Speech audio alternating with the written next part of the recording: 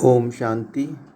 आज है 7 अक्टूबर 2021 की बाप दादा की मधुबन से हम बच्चों को, प्यारे प्यारे बच्चों को, प्यारे प्यारे बाबा की रत्न जड़ भरित मुरली, वरदान भरित मुरली, समान भरित मुरली, टाइटल भरित मुरली। बाबा आज कमल फूल से ही मुरली अपनी शुरू करते हैं। कमल फूल हम देखते हैं कितना खूबसूरत लगता है। तो बाबा पहले ही हमको बताते हैं कि कमल फूल जैसे आपको बनना है। बाबा ने आज भक्ति और ज्ञान का डिफरेंस बताया है। सुख दुख कौन देते हैं ये भी बताया है। भगवान सिर्फ सुख ही देता है ये भी बाबा ने बताया है। और भक्ति में बाबा कहते हैं आप जिस्म की पूजा करते हैं वैसे अभी नहीं करनी है। सतयुग में भी जिस्मानी बात चलती है, वहाँ रूहानी बाप से वर्षा मिलता, ऐसी बातें होती ही नहीं। और बाबा गीता के बारे में भी कहते हैं कि कृष्ण का देहधारी का नाम डाल दिया है। बाबा कहते हैं कि किसी से डिबेट नहीं करना है बाबा के ज्ञान के लिए। ऑटोमेटिकली मनुष्य की भक्ति छूट जाती है। मनुष्य को कभी कहना नहीं है भक्ति छोड़ दो। बाबा ये भी कहते हैं कि जो गुरु से आप अभी सुनते आए हो सब छोड़ दो, सिर्फ मैं जो सुनाता वही सुनो। भक्ति का फल ही आपको बाबा का ज्ञान ये जो है वही मिलता है। बाबा ने आज ज्ञान, योग और दैवी गुणों की धारणा, उसमें कनेक्शन कैसा है, ज्ञान और योग का कनेक्शन, योग से दैवी गुणों का संबंध है, तब हमारे अच्छे कर्म होते हैं। पवित्र बन के ही हम पवित्र दुनिया में जाएंगे। देही अभिमानी बनना है, सतो प्रधान बनना है और बाबा के हाथ में हाथ देना है, बाबा के साथ में चलना है। तो सब कुछ अपना बोझ बाबा के देंगे तो कुछ भी अपने पास बोझ नहीं रहेगा। तो हम सब निश्चिंत हो जाएंगे और बेफिक्र जैसे बादशाह बन जाएंगे। और अपने पुरुषार्थ में बाबा कहते पवित्रता चाहिए, सच्चाई चाहिए, बाबा हमें ज़रूर मदद करेगा। चलो देखेंगे हमें अभी बाबा कैसे कैसे एक एक पॉइंट, एक एक वरदान, एक एक रत्न हमको देते हैं ये कलरफुल मुरली में। बाबा लेफ्ट साइड में फर्स्ट पॉइंट में कहते हैं हियर नो इविल। सिर्फ बाबा कहते एक बाप से सुनो। बाबा जो शिव बाबा है, भगवान है, वही जो सुना रहा है उससे सुनो। और बाबा कहते कि आप गृहस्थ व्यवहार में चलो, लेकिन कमल जैसे पानी में रह के, वो कीचड़ में रह के भी अलग रहता है, वैसे आपको कमल फूल बनना है। कमल की पत्तियाँ जो ऊपर है उस पर बीच में कितना डिफरेंस रहता है पानी के और पत्तियों में, वैसे आपको रहना है। यानी कुछ भी निगेटिव बातों में, गृहस्थ व्यवहार में नहीं जाना है। आगे बाबा सेकंड पॉइंट में कहते हैं कि बाबा कहते कि कौन से खेल आप जान गए हो तो आपको पता चला है कि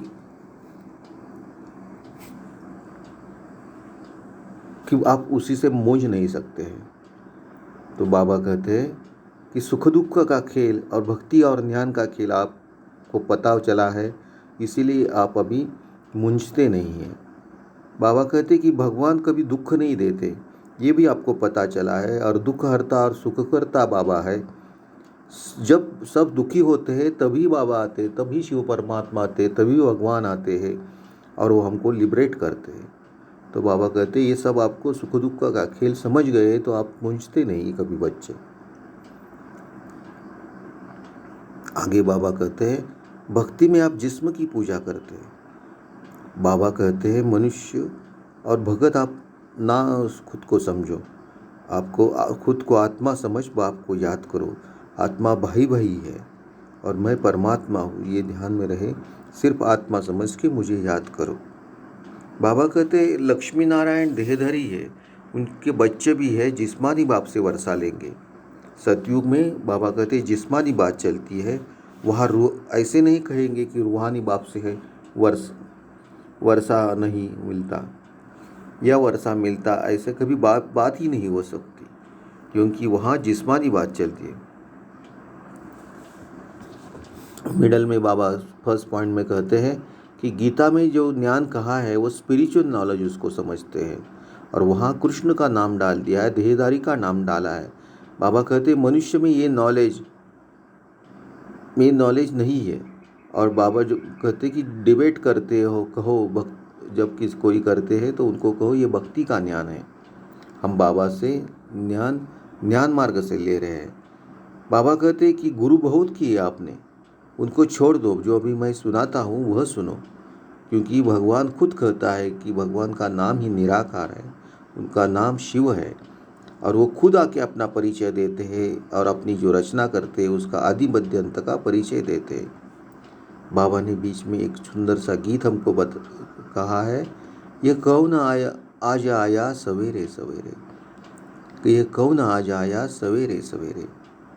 आगे बाबा कहते पुरानी दुनिया अभी बदलनी है, कलयुग के बाद सतयुग आएगा और सतयुग को ही पावन दुनिया कहते हैं और यह हमारा अंतिम कलयुग का जन्म है। बाबा आगे मिडल में लास्ट पॉइंट में कहते हैं भक्ति का आपको फल मिलता है। तो ये जो ज्ञान मिलता है भगवान से वही फल है। वो भगवान भक्ति नहीं सिखलाते, वो ज्ञान देते हैं। वो कहते हैं कि मामे कम याद करो, यही सिर्फ मंत्र याद में रखो, तो ही आपके विकर्म विनाश होंगे, आप पावन बन जाएंगे और पावन बन के ही आप पावन दुनिया में सतयुग में जाएंगे, 21 जन्म राज करेंगे। आगे बाबा राइट साइड में बहुत इम्पोर्टेंट पॉइंट बता रहे हैं। वो कहते हैं, बाबा कहते हैं ज्ञान योग और दैवी गुणों की धारणा यही एक जीवन का आधार है। ये एक जन्म में करना है, ये इनका आपस में कनेक्शन है। बाबा कहते हैं ज्ञान बिगर योग नहीं लग सकता। यानी बाबा की मुरली सुनते हैं, बाबा के ज्ञान पढ़ते हैं, बाबा की योग के पॉइंट्स पढ़ते हैं, उनके कुछ लेक्चर पर सुनते हैं, तो ही योग कैसे करना है समझ में आता है और योग लगता है। और योग बिना ही दैवी गुणों की धारणा नहीं हो सकती। तो उसके लिए योग चाहिए दैवी गुणों की धारणा के लिए। और दैवी गुणों की धारणा हो जाती है तब विकर्म हमारे खत्म हो जाते हैं, अच्छे कर्म हो जाते हैं। तो ज्ञान बिगर योग नहीं और योग बिगर दैवी गुणों की धारणा नहीं। तो इनका बहुत आपस में कनेक्शन है।